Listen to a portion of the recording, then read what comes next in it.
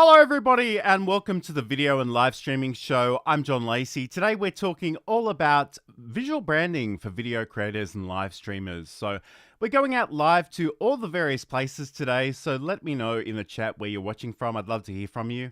And also, how do you think about visual branding? Is this something that you're conscious of in your content creation processes? Is it a bit of an afterthought? Do you work with a designer? Do you do everything yourself? What kind of tools and technologies are you using to do that thing? Okay, so a big hi to CG who's joining us in the chat. Great to see you. I should say, normally I would be joined by my co-host Sam Proof, but Sam's not here this week. He's actually, I don't know if he's actually at VidCon or if he's VidCon adjacent, I think was what he described, but he's doing some work with the kitten rescue people. So if you do want to catch up with more of Sam, though, you can, of course, head over to samproof.tv or Cute Avalanche. His podcast is out now, Just Kitten Around. The first interview went out a couple of weeks ago, so that's something you can certainly check out on all your podcast players of choice. Today we are going to be talking about visual branding, though. So I think this is a really important subject, and I think sometimes it's a subject that people can overlook. I think sometimes it is a bit of an afterthought. So it's really, hi to Insomnia Doodles. I just, the thing about Sam is that wherever you go, there are puns everywhere. So his first interview was perfect. And I think it really was a great one. But yeah, if you love kitten puns, you'll love that podcast. So anyway, getting back to what we were talking about, so visual branding. So how do you show up, whether you're working as a business or a service or a product or an individual with a project, or indeed sort of a charitable type of arrangement like Cute Avalanche that we just alluded to. So I think it's really important to think about how the web is a highly visual medium. So for those of us that can see it, we're looking at a lot of different design elements. So we've got fonts and colors and graphical elements and photos and graphics. And I think it's really worthwhile to take a minute or longer to sort of think about how you actually represent yourself online. So that's what we're going to be doing a little bit today. I think in terms of branding is really how people think and feel about you when you're not in the room. And, whether that's you as an individual or whether that's you as an organization. There's a number of things that we can do to sort of encourage people to feel particular ways about the things that we do. But I guess the other thing too is it obviously relates to what we do as well, not just how we position ourselves. Okay, awesome. And Insomnia Doodles is saying this is going to be a great topic. Building a visual brand is very important. Consistency is very appealing. So yes, consistency is a great thing that we'll be talking about today. So I guess really in an ideal world, if somebody sees a graphic element, whether that's, your website, a video thumbnail, even just an image on social media, if they can tell by a glance that it's something that relates to you and they already have an existing relationship with you, that can be really, really useful and really powerful. And I think today we really want to talk about, how we can be a little bit more deliberate about building those associations through some of the design choices and design elements we actually use. So we'll be looking at that today. We're going to be talking a little bit about things like colors and fonts and imagery. I also want to talk about some video specific things. So building thumbnails, which I'm going to be honest with you is probably not the place where I shine, but I am trying to get better at that. But also, the video branding elements that you have available to you in programs like Restream Studio and StreamYard. So that's all coming up today. I'm just going to play this really, really quickly and we'll get stuck into our topic. Looked at the first assessment, and the first assessment was record a 5-minute video, and it was a pretty simple introduction of yourself. There was nothing exciting. I didn't have to research. It was just a 5-minute warm-up, and I freaked out. That course is still sitting in the cupboard beside me. I see that stack of papers and I almost rock in the corner. It cost me a lot of money to sign up, and I threw the whole course away. And that, of course, is a bit of an ad for my podcast, Build a Presentation Muscle. So if you want to check that out, you can head over to johnlacey.com. But I guess what I'm hoping you'll get out of that, as well as, you know, the fact that the podcast exists and that we talk about showing up and being on camera and other things, is that there are certain design elements that I try to bring to all of the things that I do. And I have particular colors and particular font choices.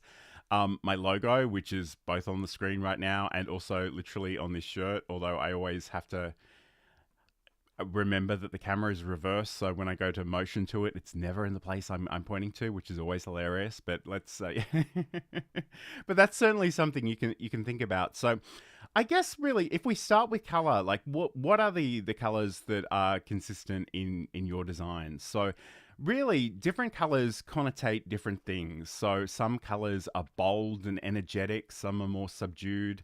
You can think of pastel colors as being perhaps a little bit more relaxing, more nuanced, perhaps.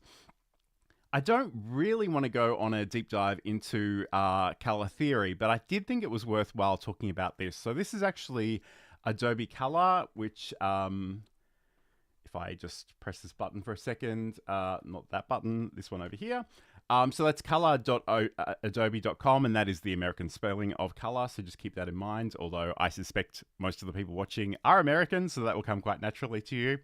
But this is actually a really great place to sort of explore some colors, and you don't actually need to be a Adobe customer to do this. So the great thing about this over here on the left-hand side is we have a whole bunch of different color rules. So these are relationships between different colors. And I guess that's the thing, like it's all well and good to think about maybe having a dominant color, maybe having an accent color, but you want to think about how the colors actually interact with each other. So analogous colors are literally colors that are next to each other on the color wheel. If I were to move, I can sort of move some of these around and it will change the relationship. I can also come out to make them bolder, or I can sort of drag towards the center to make them more pastel-y and a little bit more understated. But essentially, we've got all these different relationships that we can work with. Monochromatic, so these are just different shades and tints of the same color. And again, this is actually a really useful exercise if you've never done this. And I think because I have a bit of a visual arts background, and a lot of the things that we started by doing was working with lead pencil, with charcoal. So, you know, just lighter and darker shades of the same color. And I think this is really powerful because you can try these things out. You can see how they work together. Often the place where your eye is automatically drawn is sort of where the darkest dark and the lightest light hit each other. Yes, Insomnia Doodles is already alluding to something I'll mention in a second, so just bear with me. But certainly, you've got the triad. So these are three things that are sort of equidistant across the wheel. We've got the complementary colors. So these are things that are opposite each other on the color wheel. Split complementary. We've got a whole bunch of these. And I guess the thing that I want you to keep in mind, especially if you're a content creator that's doing stuff online, is that we probably need to think in terms of what we call hex colors, hexadecimal values, and potentially RGB. There are a whole bunch of different ways of describing color on the web, and I do have a web design background, and I won't get too technical with you today, but the important thing is that you know what these, once you choose your colors, you sort of understand how to reference them in different pieces of software, because we kind of want to make sure that we're using those same colors again. So yes, let's talk about accessibility though, because that is the thing that that Insomnia Doodles alluded to. So let's bring this one up. Okay, that's not quite the one I was looking for. Let me try again. So having colors next to each other can make it harder for colorblind folks to see the contrast. So that's another useful thing to keep in mind. Absolutely, and I guess let's talk about color contrast, because certain brands that shall remain nameless have done this thing in the past where they think it's really elegant to have very light grey text on a white background. And I'm telling you, unless you have really, really good vision, that's going to be a problem. A lot of people won't be able to read that. So another great website that I like to talk about from time to time, because it is quite useful, this is actually 0 to 255. So here we can actually, this is a really simple way. You can either come in here and select a color, or you can actually reference it if you know the hex color, RGB, or HSL, which is the hue, saturation, and levels. But essentially, the thing that this does, which is so easy and simple, if I click on a color, it will give me all the tints and shades of this particular color. And I can actually come in here and change the type that I like. If I by default, I'd probably work with a lot of hex colors, but if I wanted to find RGB versions, I can do that as well, or HSL. And sometimes, and again, I'm not going to show you the color contrast checking tools because that's probably a little bit outside of the scope of what we're doing today. But sometimes you will just know that, you know, two colors are just too similar and you can't actually tell the difference. And maybe you need to change the colors, but maybe you just need a darker version and a lighter version. And I always, you know, I try to think in terms of going, you know, dark on light or light on dark. And again, Insomnia Doodles is mentioning over here that she's visually impaired herself, so she really appreciates it when people take accessibility into consideration. So, I mean, it's really important. I guess the other thing, especially in a video context, is we don't really want to see a lot of flashing lights and colors. Those things can trigger some unfortunate medical responses in different people. So again, that's another thing that we want to avoid. But again, this is just a really cool tool, and I've been using this for many years, and I absolutely love it. But I guess it's really important to think about what are those colors that you're using on a consistent basis, and how are you using them? Do they actually contrast? Are you looking for things that go together well? Maybe sometimes you'll intentionally want something that is a little bit more clashing to draw attention to something. So that's sort of another thing that you can consider. I guess the other thing too is that a lot of the associations we have with different colors may be cultural. So they might not exist in the same way in other contexts. So, you know, whether it's Western versus Eastern or America versus China, there are all kinds of things that could potentially go on there. So it is important to keep that in mind. Okay, so I guess the other thing too, so if you were, and let's take the podcasting one as an example, because that's something both Sam and I have been doing lately. If you go and look at all the podcasts that are about your topic and you see that everybody's using orange, you kind of, as a dominant color or a background color, or, you know, an accent color, if you will, you kind of have two choices at that point. You can say, okay, I want to fit in, so I'm going to use that orange as well, or I want to stand out, so maybe I will go dark blue. And again, that's just a thing that you will need to think about and consider and decide how you want to play with that one as well. I guess the other thing too is I feel like I keep preferencing everything I say with the other thing, but a lot of these things are popping into my mind as I go ahead, so I hope you'll forgive me. But black, grey, and white are definitely important things to use in your designs. And I guess in some ways, you know, we talk about white space as being empty areas of our design. So we don't really want to clutter everything. And I see this a lot, especially if we go back to that podcasting artwork example. When you design your podcast artwork, you probably will have a 3000 pixel by 3000 pixel canvas. And that's great on your computer screen. That will look massive. The problem is when people look at this on their phones, it will be tiny. And you really need to think about what are the most important things on that screen. And they're probably, you know, maybe they're a graphical element, but they're likely to be the name of the podcast. And I do see a lot of people, and I guess design is not their background necessarily, but they'll write everything under the sun. Like there will be 20 different pieces of information written on this tiny little block, hosted by so-and-so, special guest so-and-so from so-and-so company. You know, just a little essay in this tiny little image, which is really not a great thing to do. But again, like if you can break these things up, if you can have a little bit of visual separation and also include a bit of black and white in your designs, because I guess in some, one of the things that's important to remember is that black and white, whether that's, you know, white on a black background or black on a white background, has the most color contrast of all the color combinations. Like nothing else will come close to that.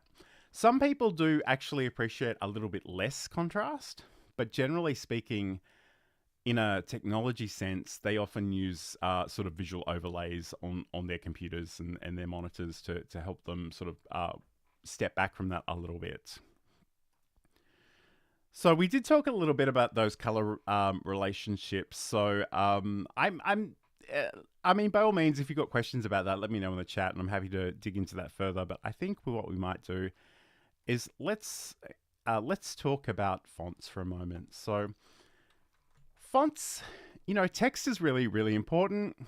Hi, Claire. Thanks for lurking. I just, and just because I know Sam has a much larger audience than I do, I will just mention periodically that he's not here today. So he's actually doing some stuff with Kitten Rescue. I think actually at VidCon. So if you're in that area, you know, by all means, check it out. You might run into him over there. But today, we are talking about visual branding for content creators, for video creators, live streamers. And we've spoken a little bit about color. We're going to talk now about actually working with different fonts. So I think text is really important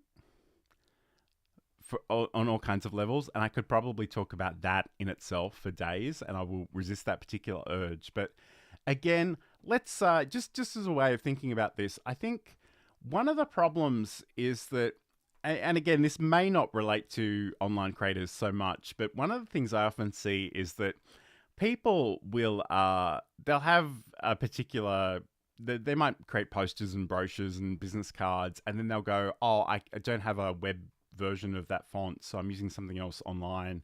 And there's a bit of a disconnect there. So one of the great resources out there is Google Fonts. So you can actually come in here, you can use these as web fonts, you can download them to your computer, and you can work with them in that sense as well.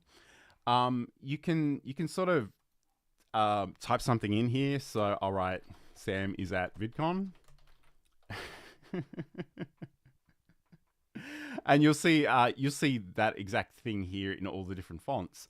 But I guess the other thing too is we have different categories. So we've got serif fonts. So serif fonts, and if I take off some of these, it'll give us those examples.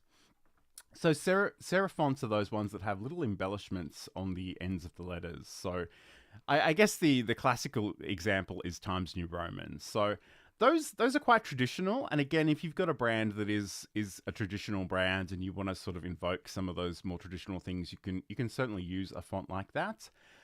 We do also have sans serif fonts. So these are sort of more simplified letter forms. So they don't have those extensions on the end of the letters. We do have display fonts. So these are a little bit more fancy. And these are lovely. They have a lot of great... they've got a lot of visual appeal, but they can be very busy. And I highly recommend that if you do use a display font, that you use it in moderation.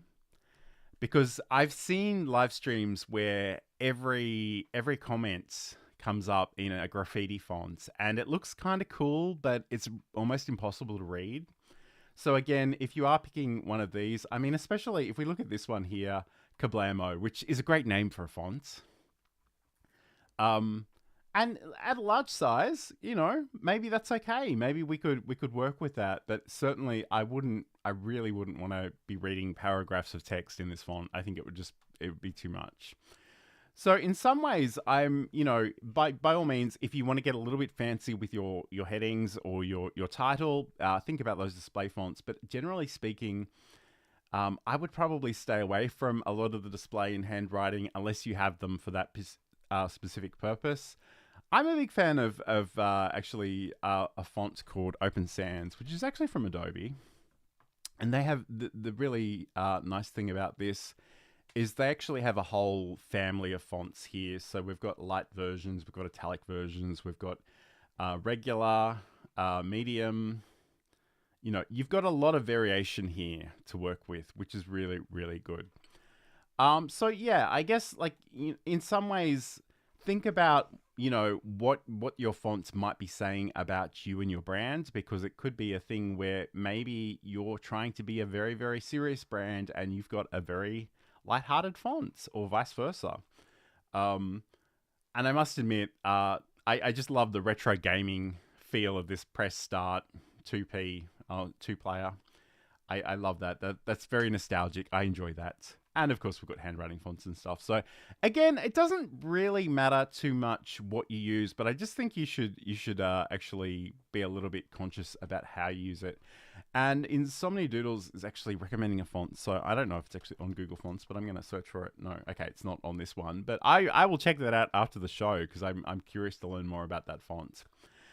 Okay, so this is the video and live streaming show. I'm John Lacey. Today we're talking all about visual branding for content creators and video creators and live streamers and all that good stuff. The things that you're actually producing online to share about you and your brand and some of the things that you actually do out there in the wild.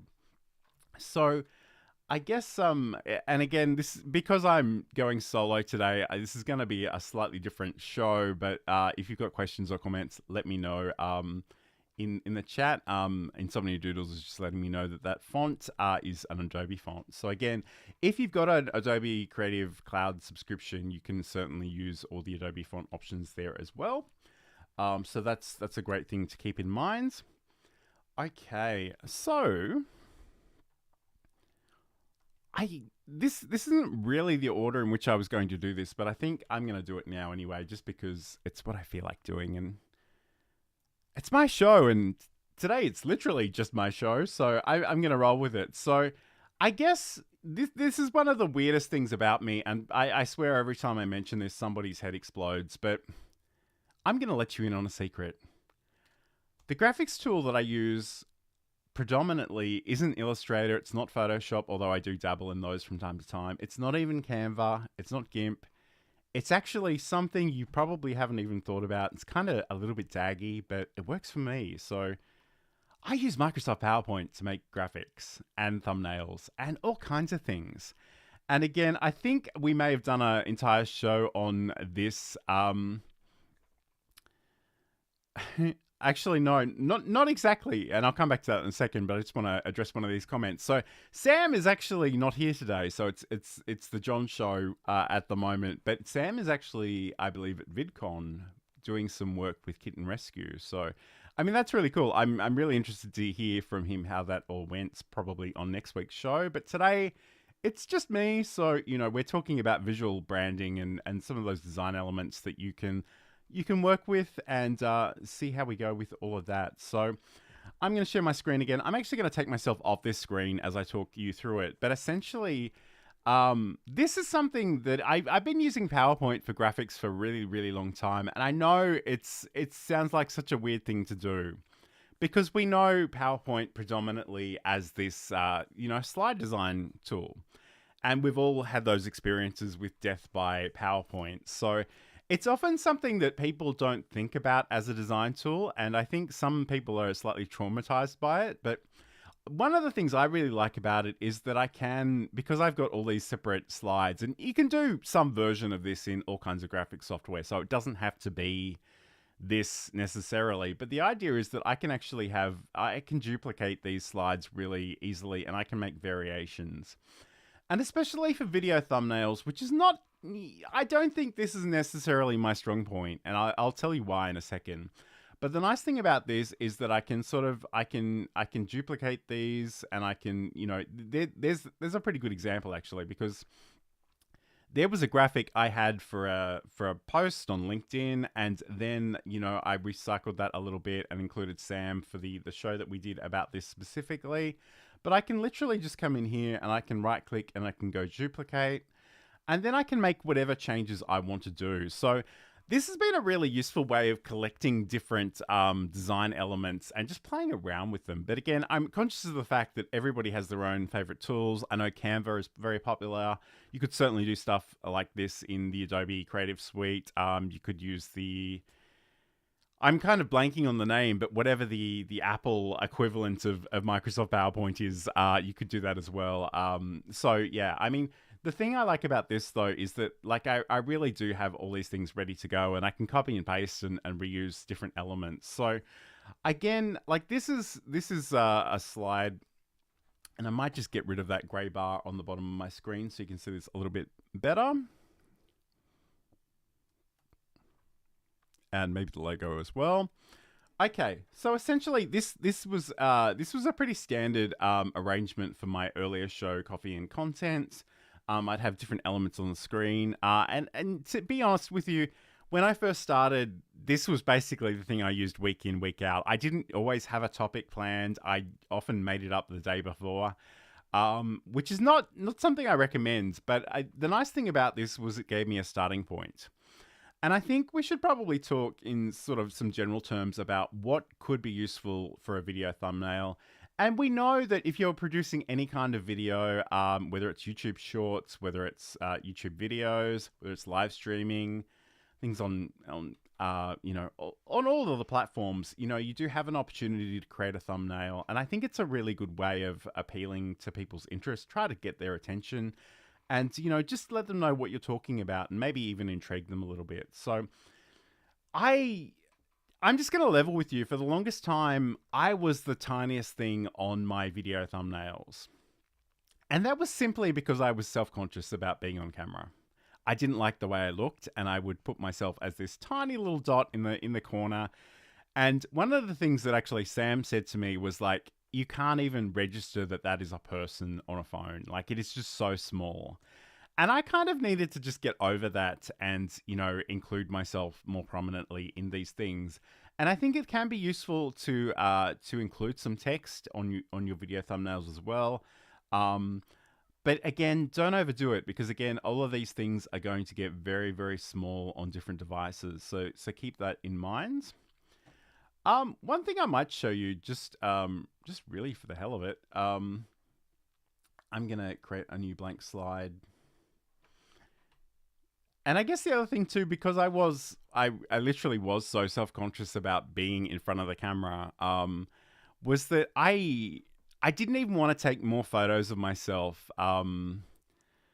to actually to create these thumbnails in the first place, even though, it was obviously a very important thing to everything I do. So I'm going to show you this really briefly. And this will be an interesting behind the scenes look, because you'll be able to infer some of the magic that happens here. But anyway, so here I am. This is just a photo of me that I took literally in front of this camera that I'm talking to you via now. I'm there. I'm in front of my green screen. My green screen doesn't cover the entire camera width. There is a little bit of magic that prevents you from seeing most of this stuff ordinarily. But I just wanted to let you know, if you go up to picture format, there's actually an option here called remove background.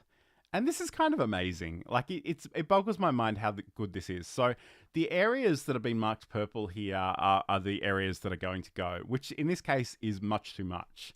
So I'm going to actually come in here. I'm going to click this mark areas to keep. I'm going to just draw some very basic lines over myself.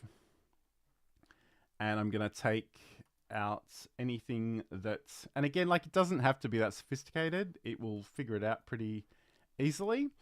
And now, like, it's probably worthwhile to actually zoom in a little bit and do this properly. But now if I go keep changes, I'm suddenly there, completely removed from my backgrounds. And I know all kinds of design tools have some version of this. There are AI tools that will do this. I'm sure Canva would probably do this. You can certainly select objects in different ways in Photoshop, for example. So, I mean, there are all kinds of different ways to do that. But again, I feel like this is one of those activities that could be really useful to do in a batch sort of way. So take 40 photos of yourself in different poses, different outfits, and then you'll have them there and you won't need to think about it the next time you actually need to design something. So from there, I actually often have different design elements. You'll see that, this gradients behind me is something that I use pretty consistently. I'm using that Open Sans extra bold fonts pretty extensively. Occasionally, I will do things with this sort of gold and black arrangement as well, and bring things in there as well. So I should note too that this, and again, I'm sure everyone thinks I'm mad at this point, and that's fine. I get it. But like, I've actually animated this particular slide, and the reason that the background is green is so that I can actually just remove the background in a video editing software. So again, like you'll see a lot of these older ones, you know, I'm tiny and I just needed to get over that. That was a complete mindset thing and I just need to let it go. And there are all kinds of stuff in here. Some of these things are for videos, some of these things are social posts. There's all kinds of options. But again, what I needed to do more than anything was just make sure I was a little bit more prominent in these shots. And again, you will see in coming weeks whether I'm getting better at this or not. So, I mean, again, this is an example from this very show. This is the one I went with. When Sam let me know he wasn't going to be here, I thought it might be funny to sort of change how he appeared in the frame, but I didn't end up using this one. And I sort of played around with different colors, but it just looked awful. So there was also one to celebrate Sam's 50th birthday, which I used as a bit of a social post there as well. So it doesn't really matter how you get to where you need to go. And there are all kinds of tools. And I guess everywhere I go online, people are sort of saying things like, you know, you must be using Photoshop or you must be using Canva. And really, the feature set is pretty comparable. Like, if you really dig in and go deep, there are probably some things that work better in some software than others. But generally speaking, I think it's all very, very similar. And I think you've got to ultimately decide what's going to work for you. I guess one of the things that I like about PowerPoint is that I can sort of use a lot of different shapes. I can sort of design things within that in and again, let me give you an example rather than just talk about it. I'm sure I've got one here somewhere I saw 5 seconds ago. I probably scrolled past it, but just bear with me. I have to say though, it is so weird hosting this show by myself because all my live shows used to be completely by myself, but you know, that was a while ago. So anyway, this is a very simplified diagram. It's literally talking about sort of unfollowing people on LinkedIn, because that was a point that my guest Michelle J. Raymond made on the podcast, and I was going to do a social post about that. This is actually something that appears on a blog page on johnlacey.com. But again, like, it's very simple to put different things together. We've got all kinds of different shapes and icons that you can insert into here. Yeah. Anyway, this I swear this isn't an ad for PowerPoint, but it's sort of blown my mind how useful this has been. So anyway, enough about that. This is the video and live streaming show. I'm John Lacey. Normally I'd be joined by Sam Proof. Sam is actually at VidCon talking about kittens, which is something he does quite a bit of, and I'm sure many of you know that already. Just a reminder though, if you haven't already, you can check out his podcast, Just Kitten Around. You can head over to Cute Avalanche or just search for Just Kitten Around wherever you get good podcasts, as we like to say. That's certainly out there as well. So, all right. So if you do have any questions, today we're talking about sort of visual branding for your video projects, for your live stream. What are the elements that you can sort of put together and how much you use them? I should say too that, and I haven't said this already today, but, you know, let me know if you're watching live or if you're watching the replay with these hashtags. And again, normally there'd be 2 people on the screen, so it wouldn't be cutting my head off in this fashion, but yeah, let me know. No worries. Okay. So again, let's talk about visual elements in terms of live streaming now. So again, it depends a little bit on the particular software that you're using to live stream and what your particular setup looks like. Many of you will know that I'm pretty invested in OBS Studio, and even though I'm using Restream Studio to talk to you today and play some videos and do different things, because I am sort of trapped behind that green screen 24/7, I always sort of use the OBS virtual camera. So, I mean, in fact, normally I wouldn't do this, but I think it might be worthwhile in this context to show you, like, if I turn off my background, for example, it's just a whole lot of blackness. I've got my logo on the screen there as well, which I can sort of toggle on and off. There is a gray bar that I actually use on certain scenes. The reason I actually use that gray bar originally came from just making sure there was some safe space that wasn't too cluttered. In fact, let me show you this. So if I go to the screen share, for example, so I've got this gray bar at the bottom of my screen, And there were two reasons for this. One of them is just simply that I didn't want to fill up the whole frame. Like, again, it came back to that self-conscious being on camera thing. But the other more useful thing is that occasionally I will do a horizontal video and I want to actually burn some captions onto the video. And I thought this grey bar at the bottom is a really great place that, you know, I know nothing else will appear there. So I know what the color contrast is going to be. I know that it's probably a good place to put some white text on top of it. I might choose to sort of hide that logo in that case, depending on how much text there is. But again, that was another element that I like to use.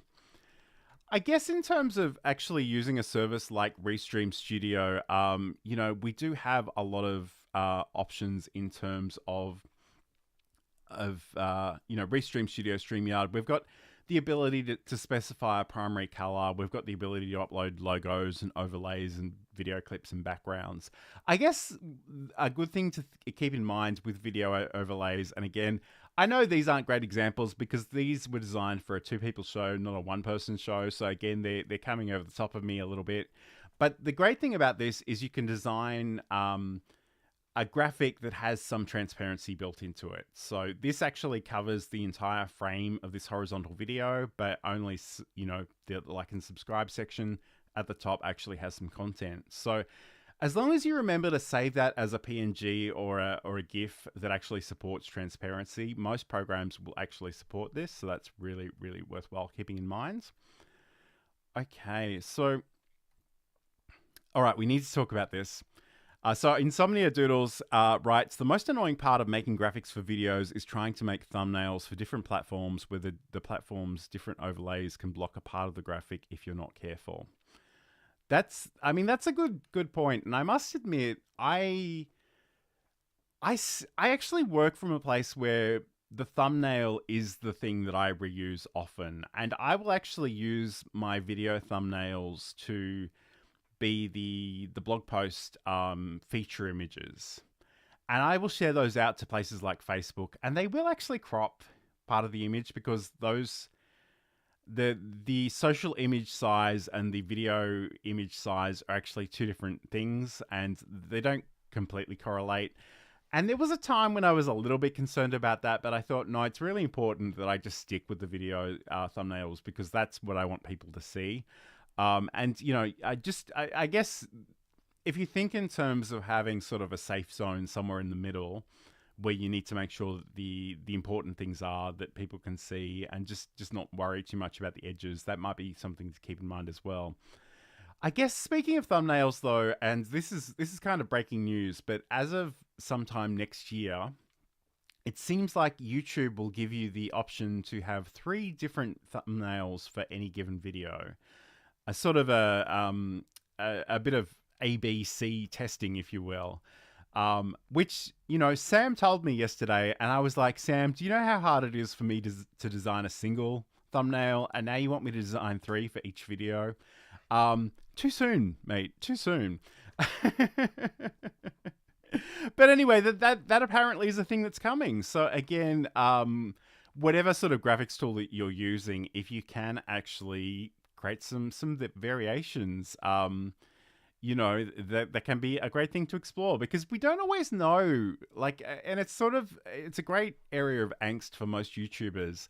Like, we don't know why things work and why they don't work. And sometimes you will spend a month making the greatest video of your life and it'll get two views, and then you'll post some outtake for 30 seconds and it'll just take the world by storm.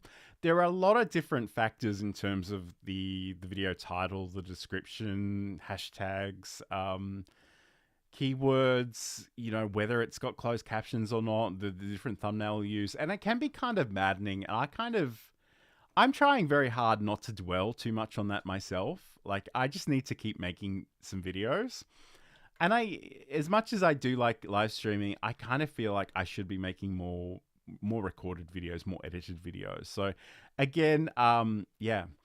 And, you know, Insomnia Doodles knows where it's at. There is indeed a lot of work behind the scenes. There really, really is. So I guess, you know, if you've enjoyed anybody's content, and I'm not necessarily fishing for anything right now myself, but if you've enjoyed anybody's content, let them know. you don't know how much a nice compliment that's strategically placed can be the difference between somebody showing up and somebody just giving up completely. And it's funny on LinkedIn, I have a Learn live streaming newsletter on LinkedIn. And somebody wrote the most amazing, beautiful, encouraging thing on that newsletter. But LinkedIn hasn't been showing me all my notifications, and I only found it accidentally. And I was like, I was having a really hard week, and that was really, really helpful and really, really nice. And it just kills me that LinkedIn isn't showing me everything. So now I'm just sort of just going back to all my posts and just trying to see what else I might be missing. So, you know, even just a like is super motivating. I totally agree with that. So you kind of, again, I think sometimes people look at what you do and think, oh, you just turn the camera on and you go, but it's so much more work than that. And I don't say that to scare off people that want to start, because I think it's worthwhile, or I wouldn't be here talking to you right now. But I think it's really important to sort of understand how much work can go into a lot of these things, and just keep in mind that it's not always going to be easy. And I think on my podcast, Build a Presentation Muscle, we talk a lot about, just managing your own expectations, because so many marketers in this world will go out and tell you, upload a video on Tuesday, by Friday, you'll be famous. And it's like, it just doesn't work that way. Like, you really need to be in it for the long haul. And there are going to be days when that's just super disappointing and just hard and frustrating. But it's just how life is sometimes. And on that motivational note, I might just throw to something a little bit more cheerful.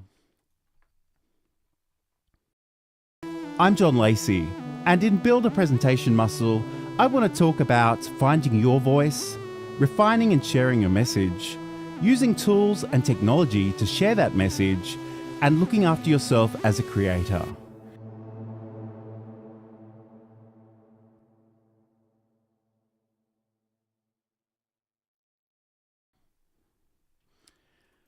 Okay, so that's yet another shameless plug. So I'm going to do something that I actually wasn't intending on doing, but I think it might be useful, given that we're talking about this today. So let's go over to the... Okay, I've got a bit of inception here. Okay. That was somewhat inevitable, but let's not worry about this, because I'm really only interested in this graphics section over here. Actually, that is kind of distracting. Maybe we won't do that. But what I wanted to mention, like, if you are using a tool like Restream or StreamYard, that they do actually have, and when I say Restream, I mean Restream Studio specifically. That's the browser experience. You do have all these kinds of options that you can think about in terms of your own branding. And a lot of them, I think all of them actually have different brand folders. So if you are on a plan where you're paying for the software, you can actually set up different brands for different projects, for different businesses, for different products, whatever you want. So that way, if you are actually doing a number of different live streams, you can keep them visually interesting and sort of distinct as well. So you've got the ability to change how things are. You'll often have the ability to specify a primary color. You don't have a lot of, and really that is just a single color in both Restream and Restream Studio and StreamYard. But again, it's sort of better than nothing. You'll often have the ability to have those overlays. And again, I mentioned the transparency earlier, so keep that in mind. Logos, video clips, and backgrounds. You do also have some fun things in Restream Studio in terms of shopping as well. So QR codes and actually sending people off to different products and giving them the ability to be able to actually scan things. So I'm just curious, like, let me know in the chat, have you seen examples of things that you think are really well visually branded, and maybe the opposite? I don't really want to call out brands that are not doing so well, but I am kind of curious, what have you seen in the wild? And there was actually, I'm not going to show you this on the screen, but when I was a web design and development teacher, I used to use this one Asian grocery store as an example, and to be honest, it wasn't a bad website, but it had a photo of, I think, like just a whole bunch of different products on the shelf, and they used this this as a background for the entire website, and it just made everything on top of that photo had a little bit of transparency too. So you really couldn't see where things started and when things ended, and it was a little bit of a nightmare. I'm personally a bit of a design minimalist at the best of times. So I want to keep things simple, but I think your audience probably wants them to be quite simple too. So again, don't overwhelm. Think about the visual hierarchy. So when we talk about visual hierarchy, it's making sure that the most important things within your design are actually the most prominent. So, if there is a title there, or maybe the name of your podcast, that probably should be the largest text on that design. If you do have a picture of somebody and they're the focus of that piece of content, you probably want them to be quite large within the frame. And again, you can't fit everything into a given canvas. So you need to make these decisions. You need to be a little bit conscious of the things that you're including and maybe the things that you're taking out, just to make sure that the design is coherent and works. And I guess, we sort of mentioned consistency earlier. So are you using the same fonts on everything? Are you, because there's nothing worse. And I know it's so tempting, especially if you're a beginner, to want to go and use all the colors and all the fonts and all the flashing clip art and all of the things. And it's a bit of a problem. So again, just think of a handful of elements that you might like to use and reuse in your designs. So keep all of that in mind. I guess one other thing, like I did want to talk a little bit about having a logo, and this is probably not necessary for every project. It's probably not necessary for most projects. It will depend a little bit on what you're doing. So keep that in mind. But I think, obviously you can see I've got my John Lacey logo plastered on everything I do, including this show as well. Obviously, Sam has particular graphics that he uses for Cute Avalanche and for samproof.tv as well. So it's really about sort of setting up some expectations and showing people, just giving them some clues when they scroll past a whole bunch of information and that they look at yours and go, oh, I know that person. I know what they're talking about. I can make a choice about whether I watch this now or later or skip it. I did want to show you, and again, I don't know. It seems incredibly self-indulgent, but I literally have clothes with my logo plastered all over them. And again, it's that great thing when the camera is reversed, I have no idea where to point, but I do have this. And these things actually came from a company called Vistaprint. I don't have any financial relationship with them, but I was really impressed by how cheaply I could get my things printed. So I've got cups, I've got t-shirts and polo shirts. And because my logo is a vector graphic, so maybe we need to talk about this too. So there are two basic types of graphics, computer graphics out there. So we've got the vector graphics. These are things that are actually built around mathematical relationships, so circles and squares and shapes. The nice thing about this is that these can be scaled to any size, large or small, and they don't get pixelated.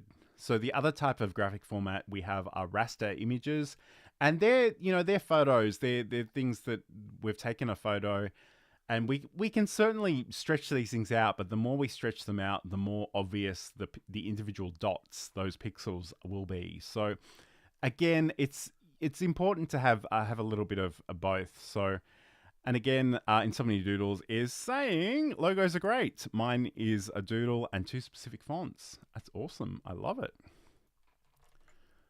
Okay, so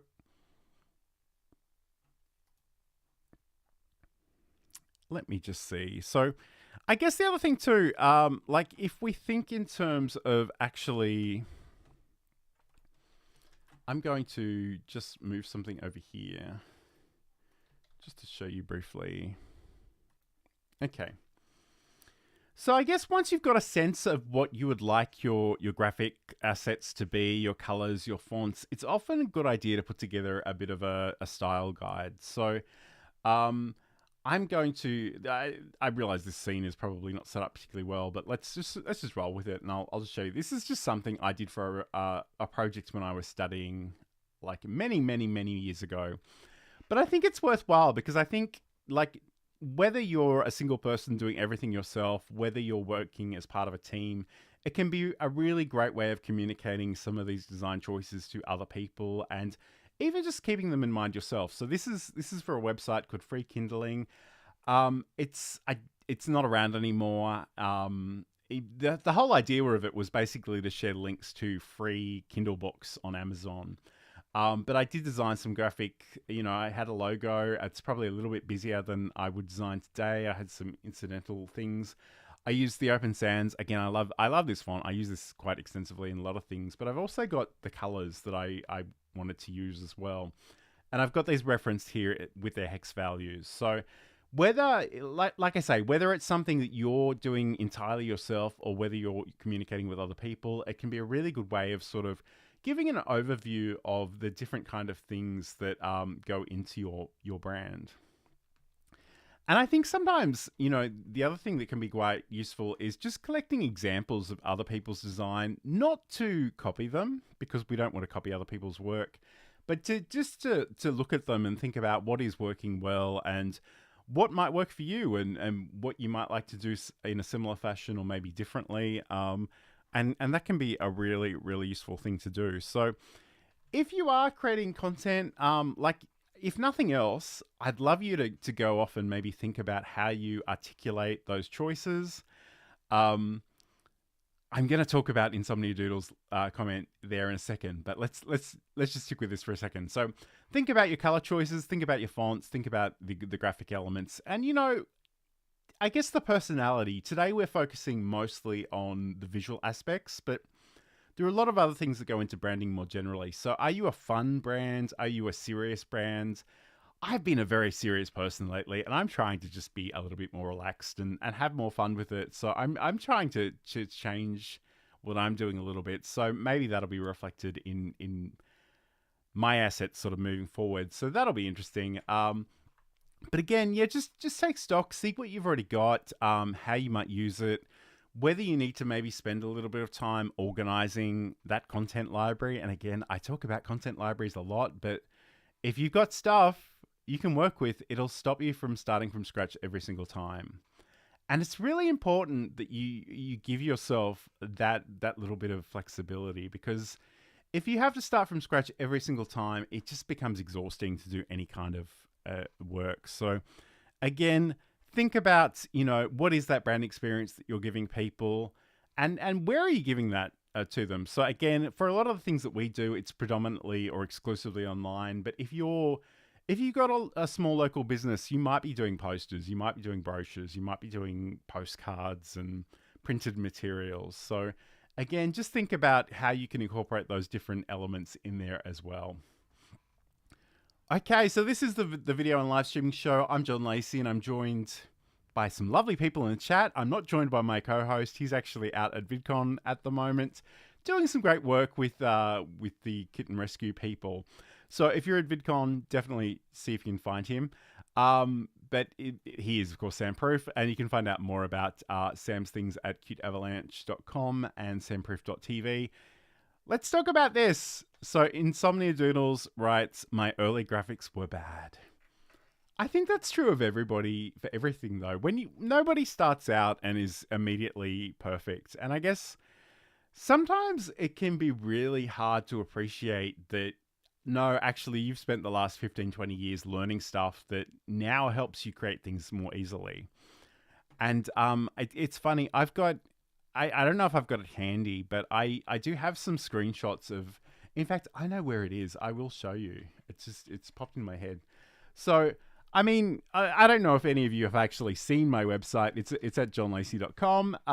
But I just want to show you because I actually have a Behance profile, and I haven't touched this profile in a million years, and there are some weird, wonderful things on here. Let's have a look. So, again, it looks like I can add a banner if I ever get around to that.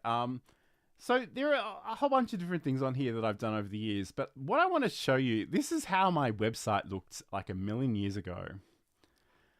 And it was like, it's always been a WordPress blog. It's been very simple. I went out and got a particular theme. I designed this probably in, I want to say GIMP. I had one this particular photo, and it cracks me up that this is the one that I used because it was. I'm not even looking at the camera. I don't know if it caught my whole face because I was determined to only use a part of this for some reason. But it was just a quick shot from a web camera. It wasn't very good. Like this is really how basic. And again, I used to do a lot of artwork. I haven't done art in a million years, but I used a particular theme. So, I mean, you know, we all started in some pretty ordinary places. There's no shame in that. I mean, I think the shame really is in giving up when you could keep going and actually learn stuff. So, I mean, by all means, whatever you're doing today is a really good chance in 6 months, a year, it's going to be so much better than it is right now. So, that's just something I think we need to be okay with. Because, you know, it's... And I say that as someone who has some real perfectionistic tendencies. So I just, you know, wherever you are, it is totally okay. And like, just keep going. Really. You don't need to feel bad about any of this stuff. So I guess those are probably the main points that I wanted to cover today. We do have a little bit more time though. If you've got questions or comments, let me know in the chat. While we're doing that, I might put this back up on the screen. I can cut my head off again. But like and subscribe this wherever you're watching. We love that kind of feedback.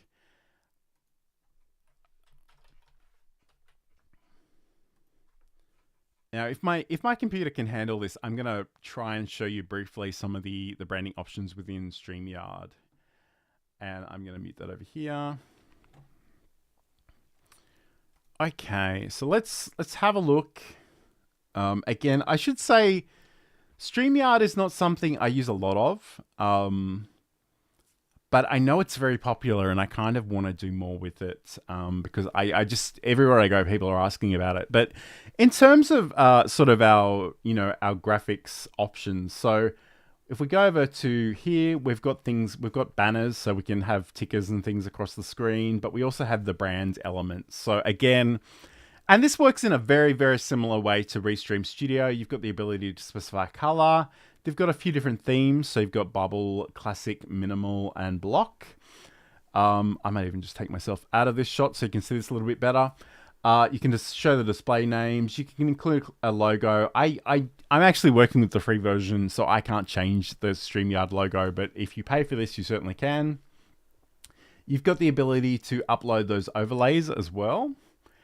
So, and again, if you hover over the question mark, it'll give you all the information you need about the file format and the size. So, they're recommending 1280 by 720. I probably would just design it 1920 by 1080 myself, but again, I imagine this probably all scales very nicely. And again, it looks like you can actually upload GIFs, but you've got to make sure that they are no larger than 3 megabytes. You've got video clips, you can loop those potentially. You've got background options there as well. And I guess, you know, if you wanted to, you could use the background music, but I don't know.